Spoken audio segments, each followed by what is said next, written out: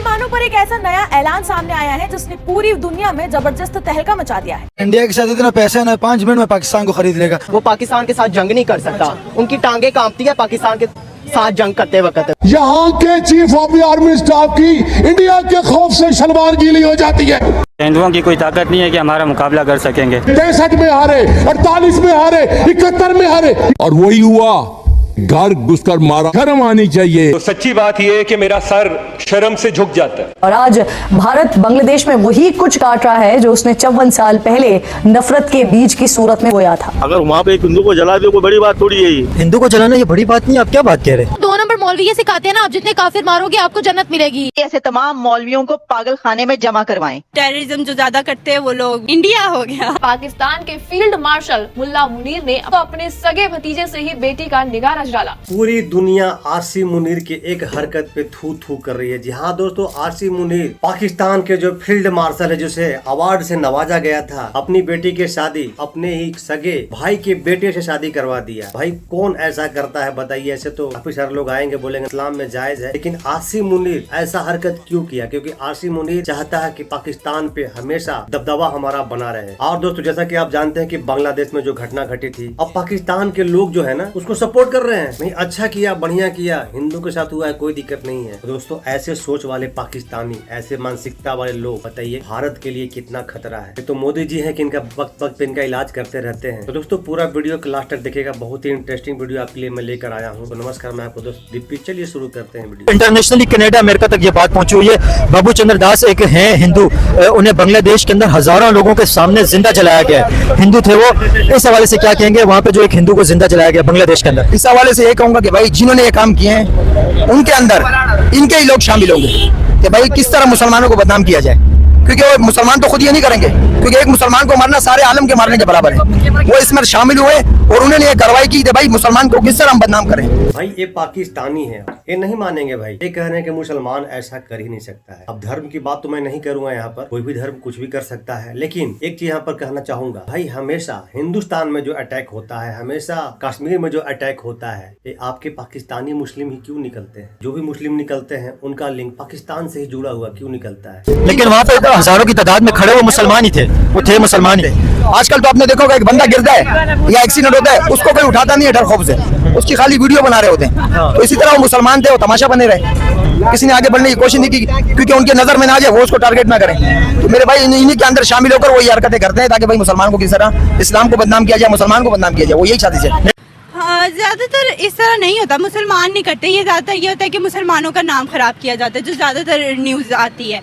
अगर हम उसकी हिस्ट्री में, उसकी बैक स्टोरी पे जाएंगे तो आपको पता चलेगा कि वो मुसलमान नहीं होंगे, क्योंकि जो मुसलमान दिल से होते हैं वो इस तरह नहीं कर सकते, क्योंकि हम कुरान को फॉलो करते हैं और कुरान हमें ये नहीं सिखाता है। और यहाँ पर अगर मैं बोलूँ कि ज्यादातर जो आतंकवादी घटनाएं होती हैं कहीं पर भी, ये पाकिस्तान से ही तार जुड़ा हुआ क्यों रहता है? पाकिस्तान से ही लिंक जुड़ा हुआ क्यों रहता है? ये भी तो एक क्वेश्चन है मैडम। आप लोग सफाई दे रहे हो, लेकिन हमेशा कहीं भी क्राइम होता है तो पाकिस्तानी मुस्लिम का कहीं न कहीं से लिंक तो जरूर होता है। कहते हैं इंसान जो कुछ बोता है वही काटता है, और आज भारत बांग्लादेश में वही कुछ काट रहा है जो उसने 54 साल पहले नफरत के बीज की सूरत में बोया था। वक्त गुजरने के साथ साथ निजाम कुदरत ने भी अपना फैसला सुनाना शुरू कर दिया है, और इसी तनाजुर में पाकिस्तान का मौकफ आज दुनिया के सामने वाजे हो रहा है। और टेररिज्म जो ज्यादा करते हैं वो लोग तो यहाँ के ज्यादा होते भी नहीं है। वो बोलूं नहीं, कुछ नहीं, कहाँ के होते हैं? नहीं होते हैं वो, कहीं के नहीं होते, वो कहाँ से आते हैं? कहीं के नहीं होते हैं वो, बस ऐसे ही हवा में आ जाते हैं और हमारा नाम खराब करके चले जाते हैं, क्योंकि हमारे मुल्क के खिलाफ साजिश है। कौन कर रहा है? कौन करेगा? है हमारे दुश्मन है, काफी सारे हैं मुसलमानों के दुश्मन। अब आप क्या छेड़ेंगे अंदर की बातें?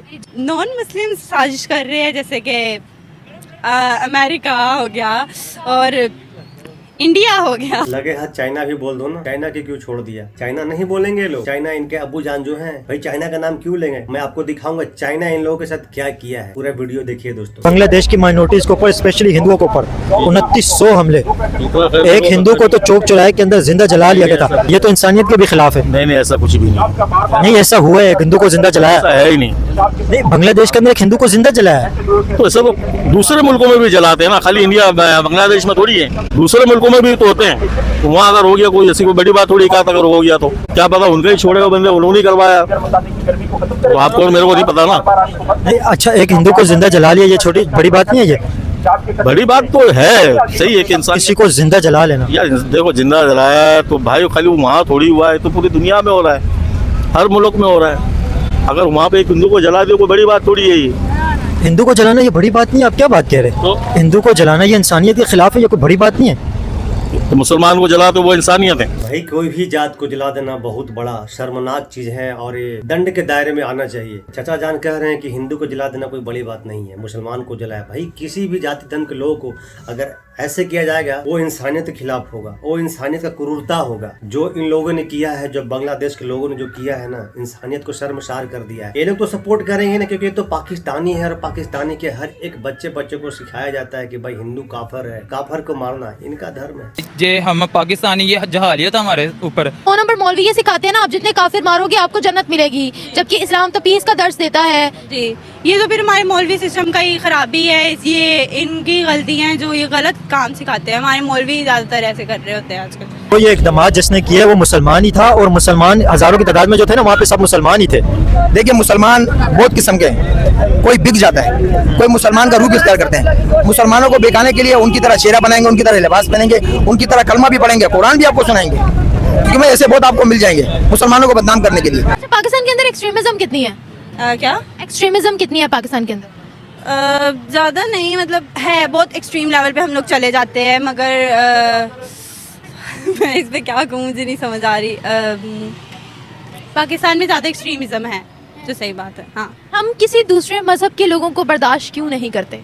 करते ही है। पाकिस्तान में कितने तो हिंदू भी है, कितने क्रिश्चियंस है, और भी बहुत लोग हैं, हम करते हैं बर्दाश्त।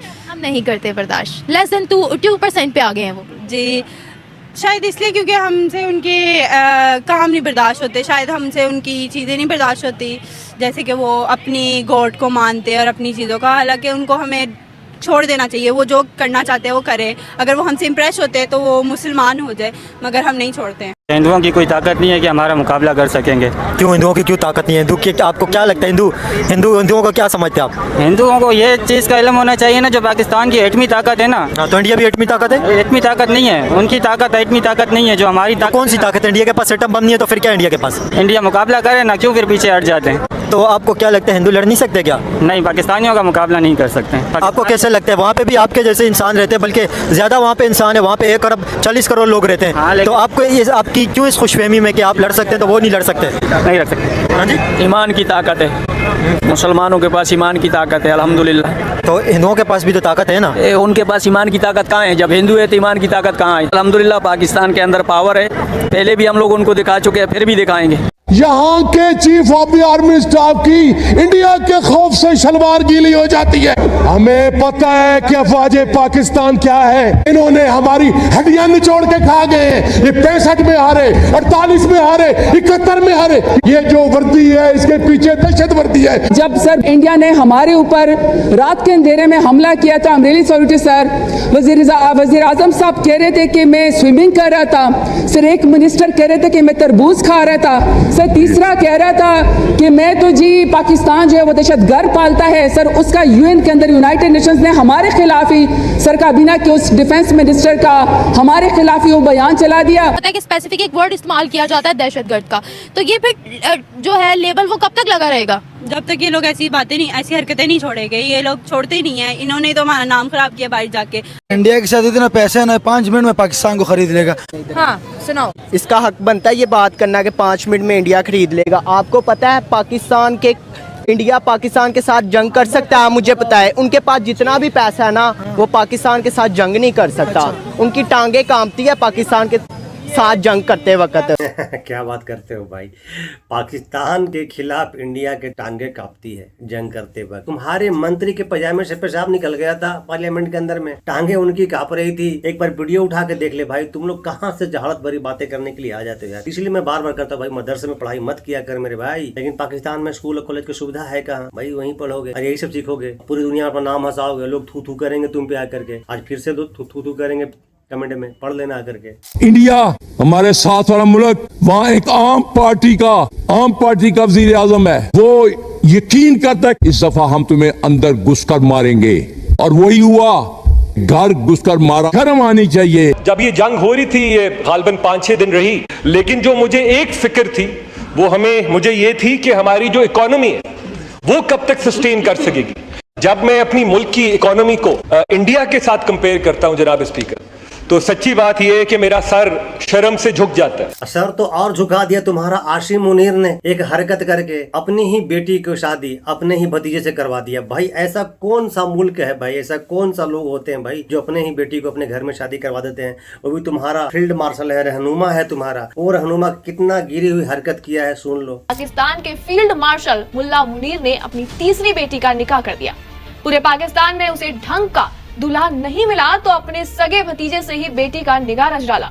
इस्लामिक मान्यता के मुताबिक इसमें कोई गलत बात नहीं है। मुसलमानों पर एक ऐसा नया ऐलान सामने आया है जिसने पूरी दुनिया में जबरदस्त तहलका मचा दिया है। करीब 125 करोड़ मुस्लिम पर बहुत बड़ी मुश्किल आ गई है, जिसके बाद मुसलमानों पर खतरा और भी ज्यादा तेज हो गया है। दरअसल चीन ने उइगर मुसलमानों को सजा देने के लिए एक नई घोषणा की है और प्लान तैयार किया है, जिसने कई देशों को हिलाकर रख दिया और खासकर मुस्लिम देश।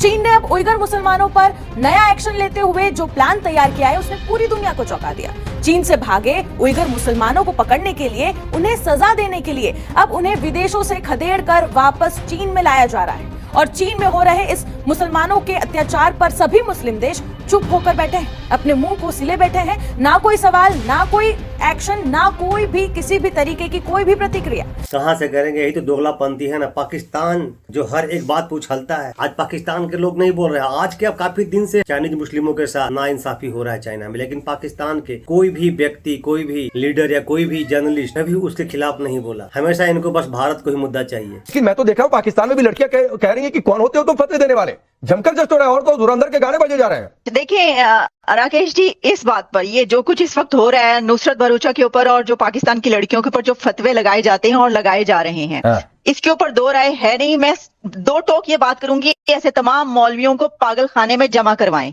इनको पागल खाने में जमा करवाने की जरूरत है, इनको जेल ना भेजें, आप सीधे पागल खाने में जमा करवाएं। इसकी वजह यह है कि ये मुझे वो आयत दिखा दें जहां पर ये लिखा है कि अगर कोई मुसलमान लड़की मंदिर में कदम रखेगी या कहीं किसी ऐसी जगह पर जाएगी तो उसकी वो गुनाहगार हो गई और उसके ऊपर ये लाजिम है।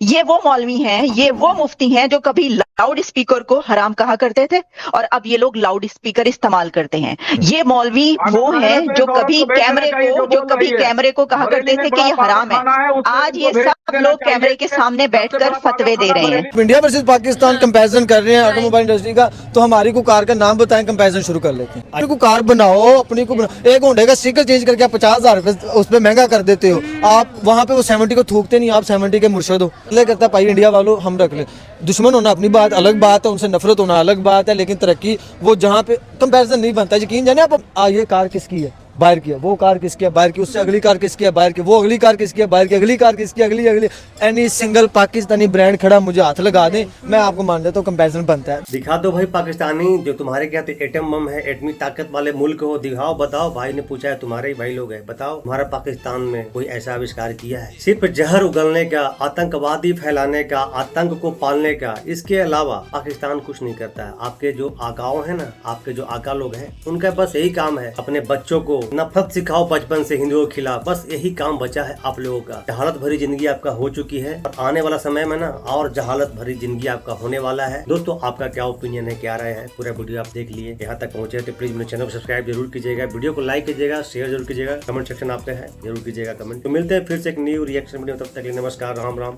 जय हिंद।